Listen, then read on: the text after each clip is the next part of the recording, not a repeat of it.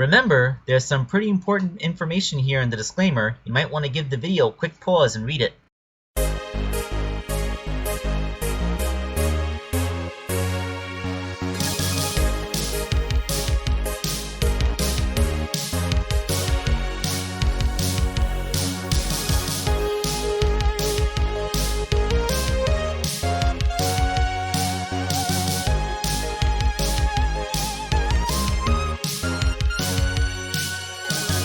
Hello my friends, this is Wake Angel 2001. Sorry if I still sound a little weird. I spent basically the entire weekend recovering from a little bout of COVID.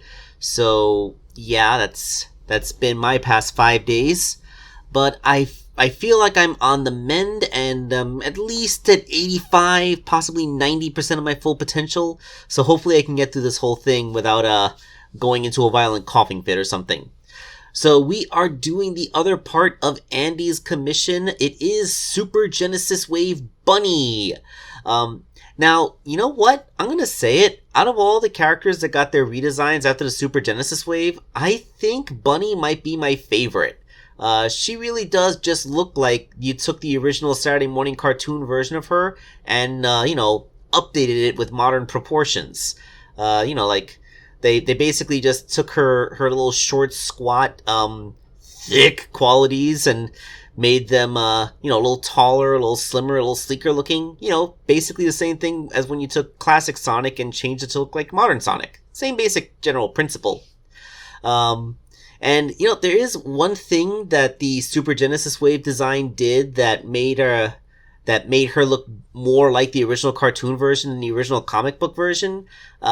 It's like the look of her outfit. Like, you take a close look at the original depiction from the cartoon, and then here's a typical depiction from the comic. I chose a panel specifically from an early point in the comic, so you could see that this goes all the way back to her origin. It's that they kind of designed it so that it kind of created the illusion that everything from the waist down in the comic book was mechanical, which never really jived with me. I know there are certain people that would debate for pages and pages on comment threads and discussion boards back in the day about where exactly Bunnie's cybernetics end and her organic body begins, but like, how would she take care of her bathroom needs if she had no organic parts below the waist, Like, that kind of can't be. That's just what I had to say. So, so I feel like the post-Genesis design actually corrected the one mistake that Bunnie had been dealing with for over 200 issues of comic at that point, which, was the fact that they made it match the cartoon design where it's made pretty explicit that only her legs are mechanical, not her entire lower body. And speaking of which, have you guys ever noticed, did I ever bring this up, but Bunnie's outfit is essentially a bunny costume. Like, a literal Playboy bunny costume. That's literally what it is. Just take away the fishnets and the cute little collar, and that's her outfit. Like, I mean, I guess you could say you could say that it was kind of like a gymnastics unitard kind of thing going on, except that, those usually go up to the shoulders and close up around the neck. So, no, it's a bunny costume. It really is. Okay, so now getting into actually making the figure, we're doing this from the Rouge the Bat, and, because she has the curves.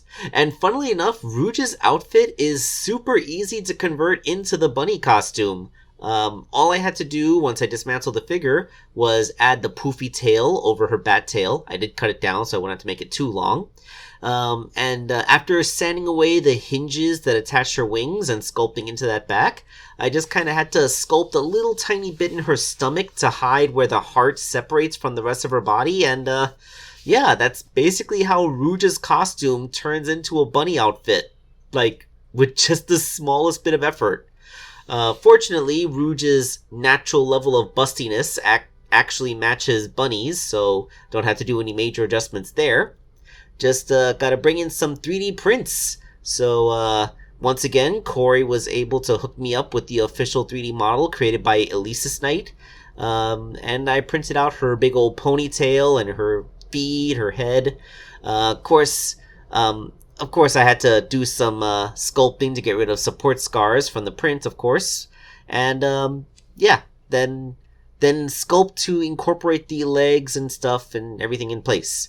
With Rouge the Bat, I had to do a lot of carving and sanding to not only remove the glove and boot cuffs, but also to sand the limbs down so that they would be a little bit thinner, because, you know, Rouge's costume is designed to look like she's wearing big, bulky clothing elements and, you know, her gloves and her boots, where on Bunnie, she's only wearing standard gloves that go to the wrist.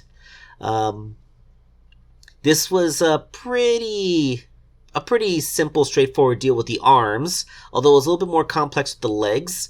I couldn't drill into the feet to put the pegs in because I realized that when the feet were properly sized, if I put the legs, if I put the leg peg where it meets the boot, it would be the same height as what Rouge's original posture is.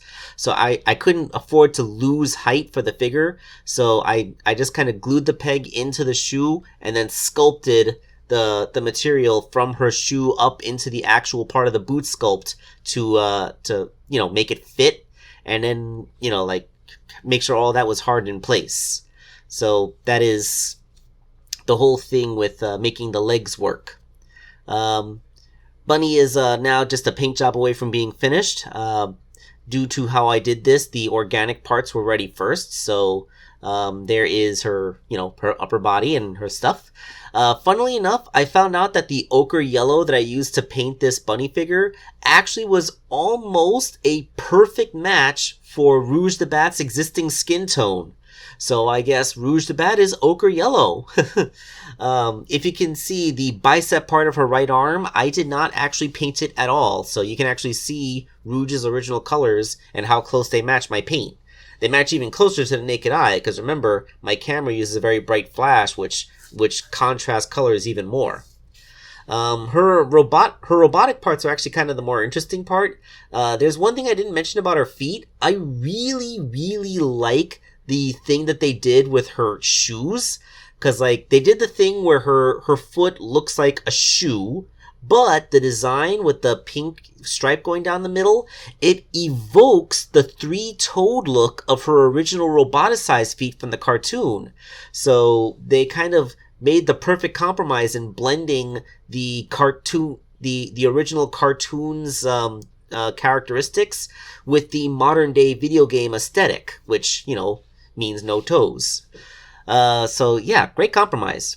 Also, the effect that I got, aside from the pink stripe, I painted the tips of the shoes white and then put silver on top of the white to create that metallic glossy look that they have. Where the rest of her mechanical parts, I painted gray first and then painted the silver on top of the gray, creating more gunmetal look. I also kind of like how her left hand, like this is from the 3D model, the fingers of it are like white and softer looking, almost like they're like soft padded manipulators, as opposed to like a mechanical metal hand. It's like they made her fingers out of a softer material, almost like a proper prosthetic, you know? Something that would look and feel a little bit more real. Oh god, I've been going on longer than I intended to.